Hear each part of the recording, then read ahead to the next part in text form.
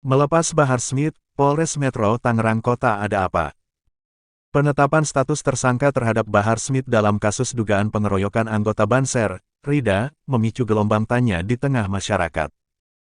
Meski bukti permulaan telah cukup, dan luka yang diderita korban tergolong berat, ketiadaan penahanan dengan alasan permohonan maaf dan upaya restoratif justice (RJ) dianggap mencederai rasa keadilan, khususnya bagi keluarga besar Banser Ansor Nahdlatul Ulama (NU). Ada 3 alasan fundamental mengapa pihak kepolisian harus meninjau ulang keputusan tidak menahan Bahar tersebut dan segera melakukan penahanan. Pertama, pelanggaran syarat formil restoratif justice residivis. Berdasarkan Peraturan Polri Perpol Nomor 8 Tahun 2021 tentang penanganan tindak pidana berdasarkan keadilan restoratif, salah satu syarat utama RJ adalah pelaku bukan merupakan residivis orang yang mengulangi tindak pidana.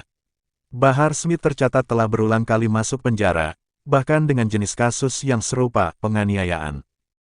Secara hukum, status residivis seharusnya menggugurkan kelayakan seseorang untuk mendapatkan fasilitas RJ. Hukum tidak boleh memberikan pintu keluar yang sama bagi pelaku pemula dan pelaku yang berulang kali melanggar hukum. Kedua, memenuhi syarat objektif penahanan, pasal 170 KUHP. Pengeroyokan yang dimulai di muka umum dan berlanjut hingga ke ruang tertutup, jelas memenuhi unsur pasal 170 KUHP, dengan ancaman di atas 5 tahun, dan berpotensi lapis dengan pasal 333 penyekapan atau pasal 351 ayat 2 penganiayaan luka berat. Syarat objektif, ancaman hukuman di atas 5 tahun mewajibkan, atau setidaknya sangat kuat mendasari penahanan. Syarat subjektif, mengingat rekam jejak tersangka, kekhawatiran akan pengulangan tindak pidana sangat nyata. Penahanan diperlukan untuk menjamin tersangka tidak melakukan intimidasi lebih lanjut terhadap korban atau saksi. Ketiga, menghindari disparitas hukum dan keresahan sosial. Hukum harus tajam ke semua arah.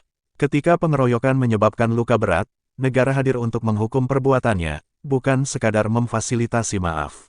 Jika RJ dipaksakan pada kasus kekerasan berat yang melibatkan residivis, publik akan melihat ini sebagai impunitas kekebalan hukum.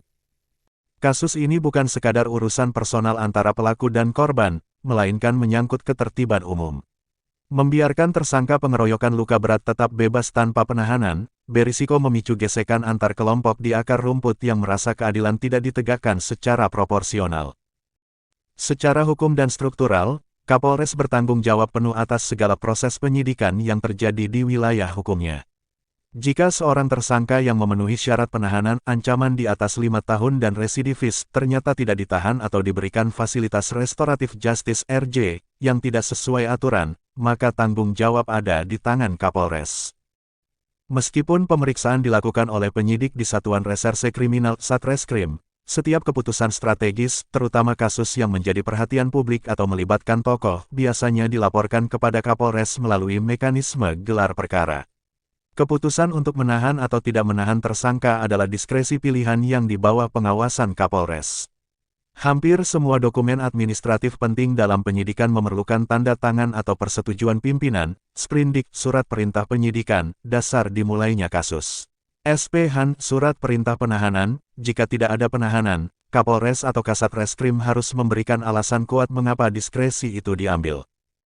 Proses restoratif justice harus melalui gelar perkara yang biasanya dipimpin atau setidaknya diketahui oleh Kapolres untuk memastikan syarat-syarat dalam Perpol Nomor 8 Tahun 2021 terpenuhi. Jika Kapolres membiarkan proses RJ bagi seorang residivis, yang jelas-jelas dilarang oleh Perpol Nomor 8/2021 Pasal 5, maka Kapolres bisa dianggap melakukan pembiaran atau salah prosedur.